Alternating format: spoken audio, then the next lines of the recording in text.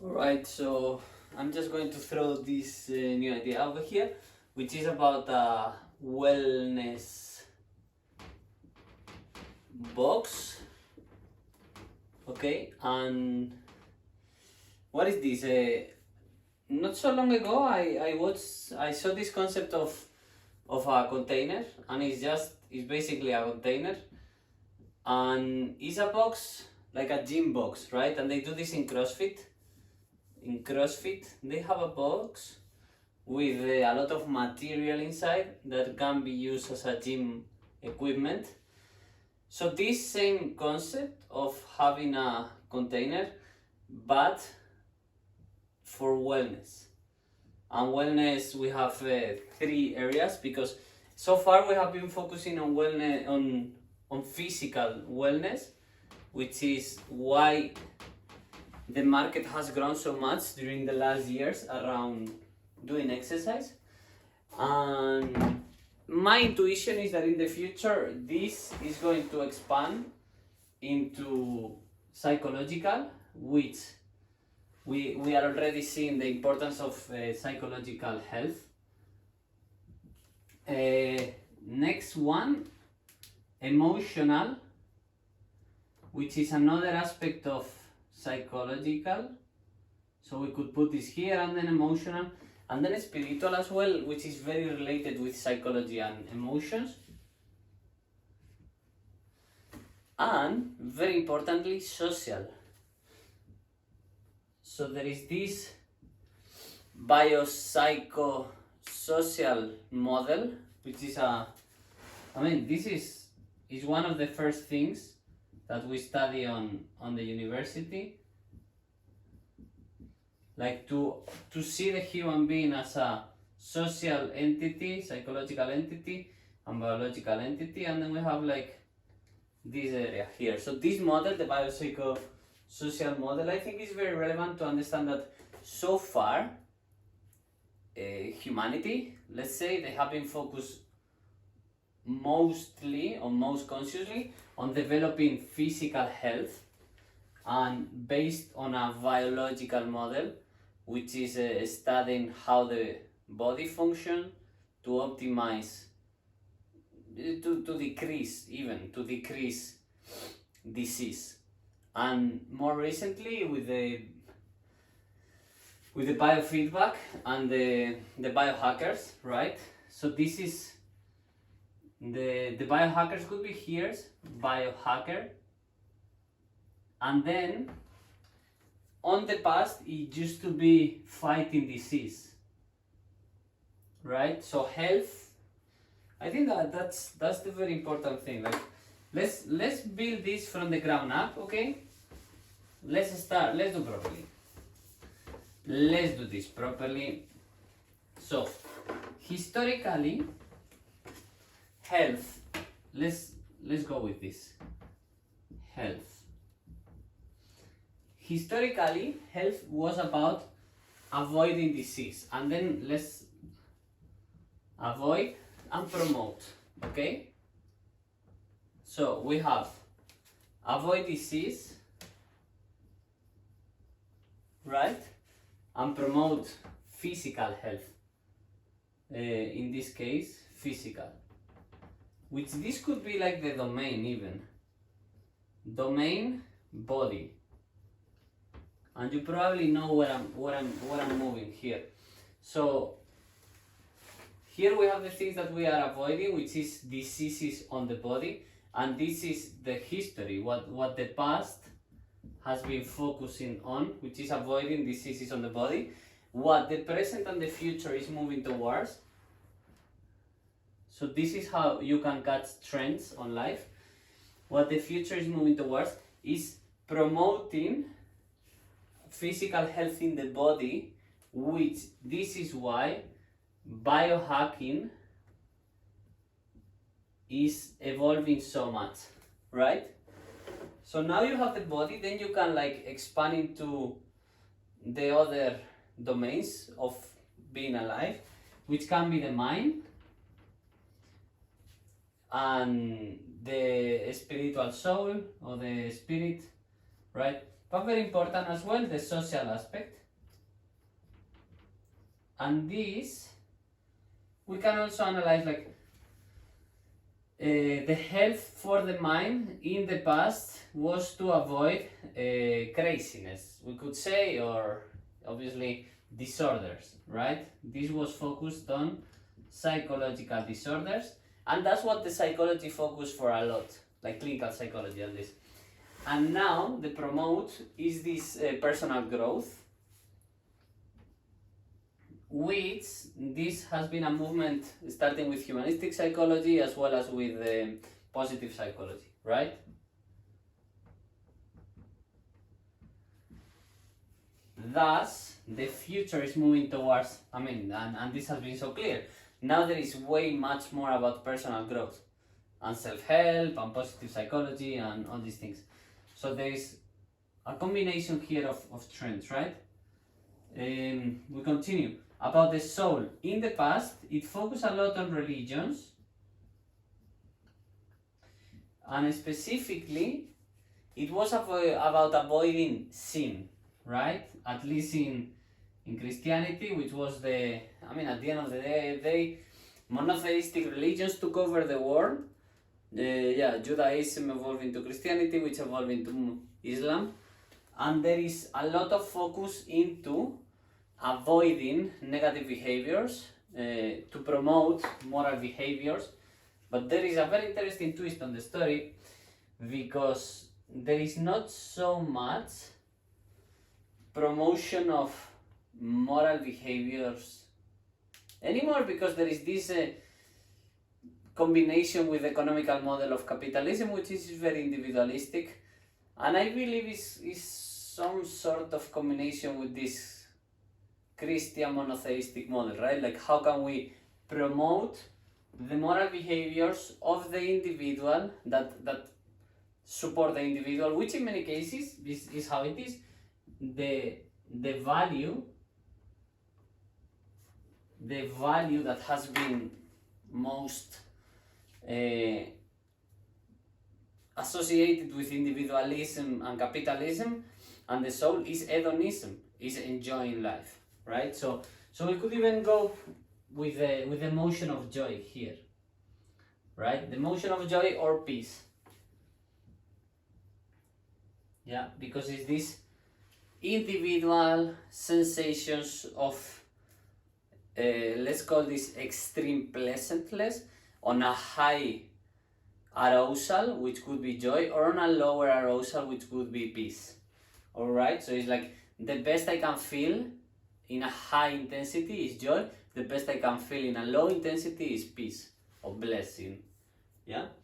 And this has been the situation where we're at, and the situation where we're moving forward as well, which is like focusing on developing these couple of emotions, joy and peace, associated with spiritual states and with moral values associated with hedonism to a high degree. And this is very clear on the New Age religions, right? The New Age movements, as well as with the exploration of the consciousness, which is associated with the psychedelic, the psychedelic consumption, which is somehow associated. We can see how all of these things are all interconnected, right? Like, how can I explore my mind? The growth is more explorative as well. So exploration, and it's an exploration in many occasions of positive emotions to promote or to reach states of functioning that are optimized, right? And yeah, we can see like how good is to be conscious of all this, but how the tendencies and the trends are moving there. And the last one, social, I think this is also very relevant. In the past, was about the law, law and order, and basically not killing each other. I think that has been like the biggest goal of past history. How not to kill each other, how to avoid the amount of times that we interact into conflict, into violent conflict. Therefore, and this is trends. Okay, so there is trends and there is many directions on the way, and everything can change. You know, like history is there for the making. So my intuition is that in the future and how the trends are moving, we are moving towards a more collaborative, okay, so collaboration and international as well.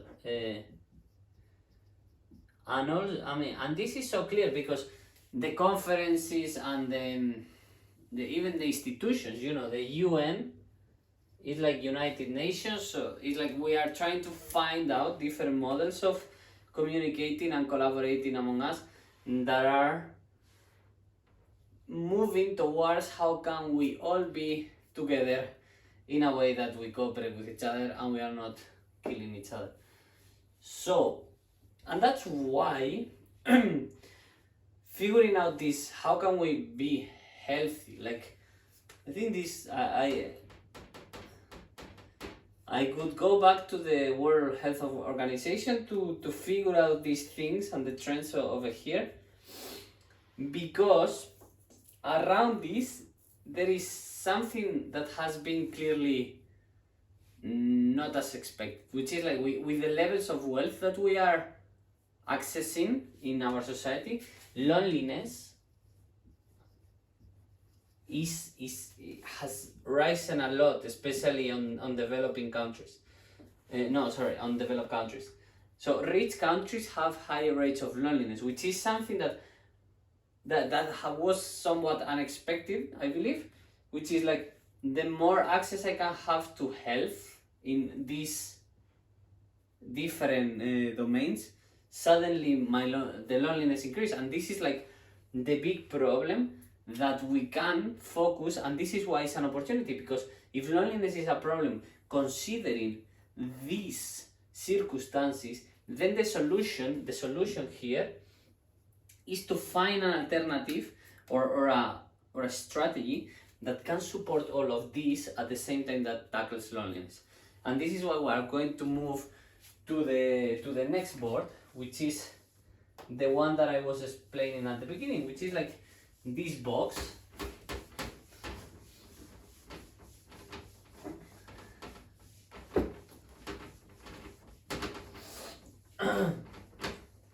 And this is like the wellness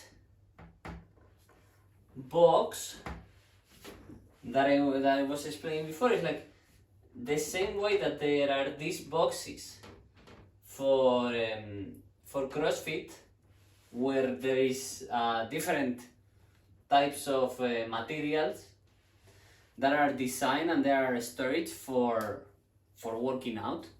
So this workout equipment, in a similar way, what would be the workout, the exercise, which is play, for socializing, you know? So the activity, the same way workout is for the physical, and for example meditation is the main activity for the spiritual. Now we could ask, what is for the mind, what is for the social? And for the social is play. That's why so I'm the founder of Playing Camp, and that's why I am investing so much into Playing Camp, because play is not only for the social, which it does, meditation for the spiritual is also for the mind. For the mind, there is another gap here of what could it be the activity that promotes growth and positive emotions, which, yeah, fun enough, is play. I'm obsessed with play, so it's play. So play equipment, we can see like how the writing is getting worse. And meditation equipment. And this is like the box that I have here right now. I have this play and positive psychology, positive emotions, growth material, meditation material, and play. Which, this is very important, senses. Here I would focus on exactly The same way we were seeing here hedonism, this is like hedonism is on the senses. So how can we promote positive sensations? Positive sensations or pleasurable sensations. That was the hedonism, pleasurable. So the focus is how can we create a box that optimize for positive sensations, for pleasurable moments, but very important, for shared.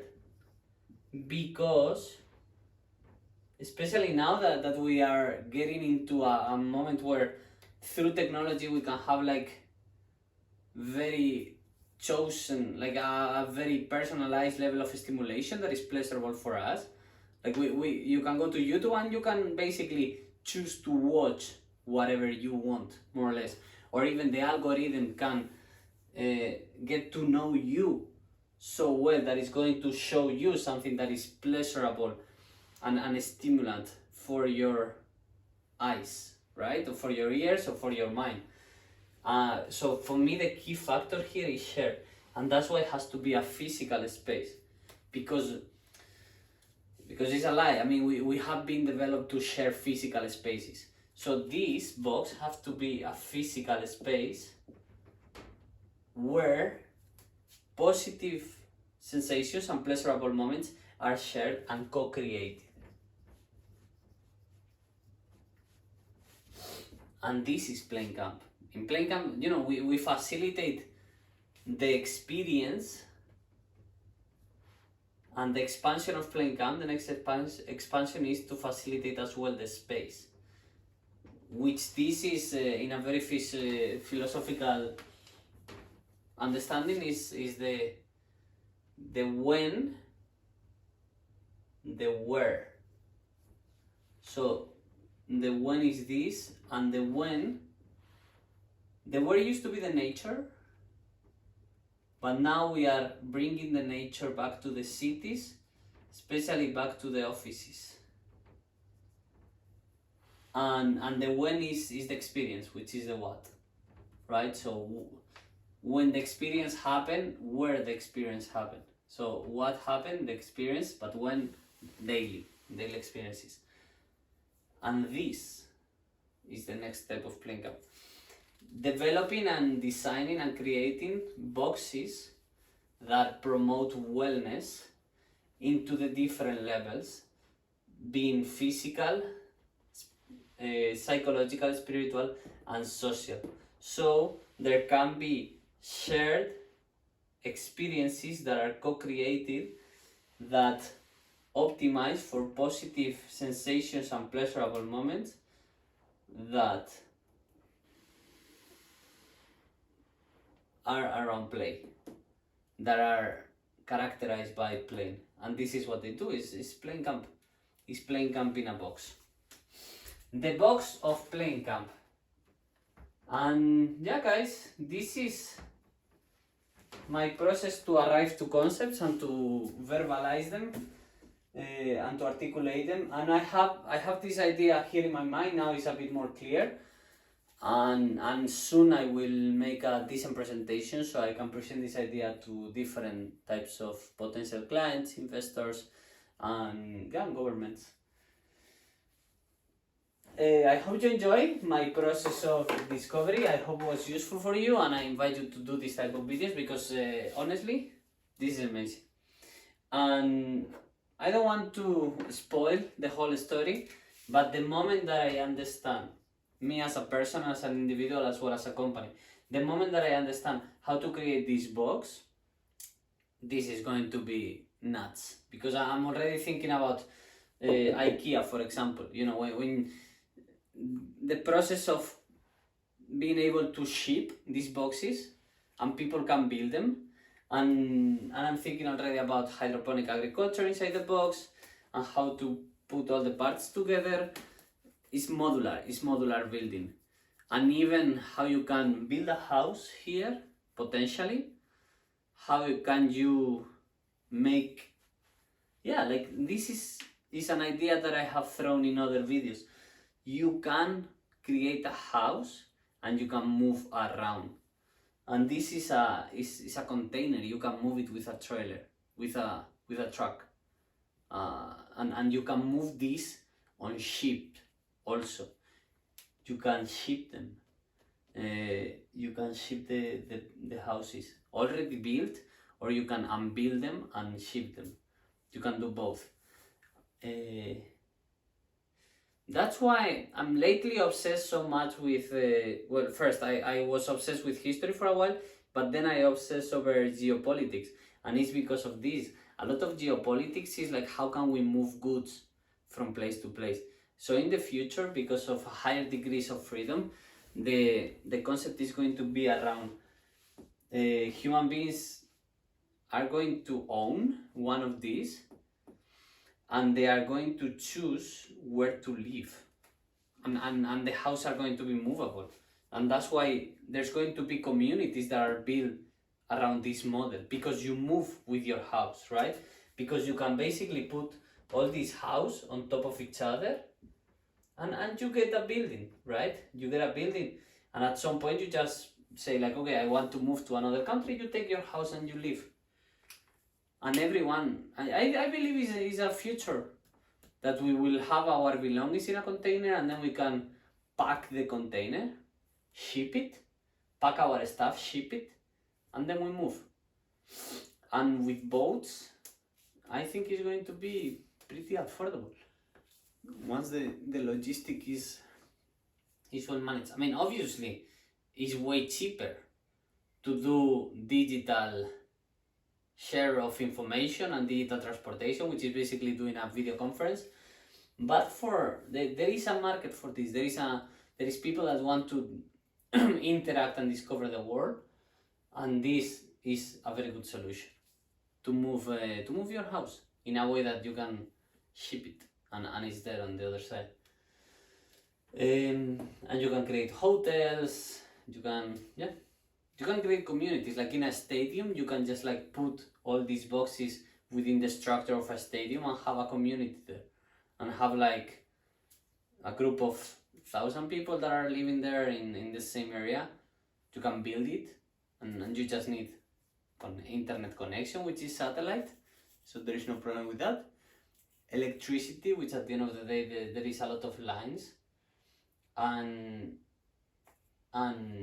well, but you can use solar power, solar panels as well.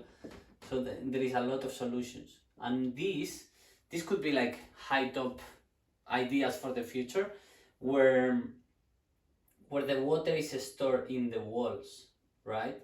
So or even on the floor, there can be a deposit of water, and on top there can be like the solar panels. So you get the energy from here, and then you get the storage.